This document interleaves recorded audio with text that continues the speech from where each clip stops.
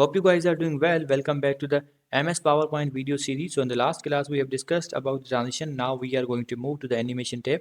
So as you can see, so as we have discussed about transition, the transitions can be applied on slides. So if you want to apply the animation, animations can be applied on object.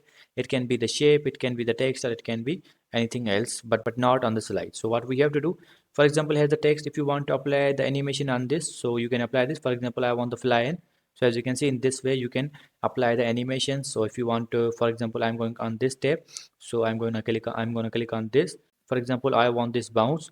So as you can see, in this way you can apply the animation on your text or object. And here's the shape. We have to click on this. I am going to apply this one on the shape. So as you can see, the animation is applied on this. So in this way you can apply the animation on the objects like the text. If you want to add multiple animations, you can also do that. You have to click on the add and you can select the animations and leave these options. These are not necessary. Leave these options. These are not necessary. And after that we have the option that how the animation should be started on click or after the duration.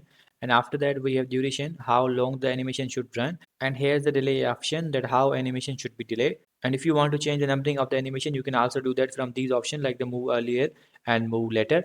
So in this way you can apply the animation and you can change the duration and all the things. So I hope you guys understand this video, that how you can apply the animation on objects. So see you guys in the next video.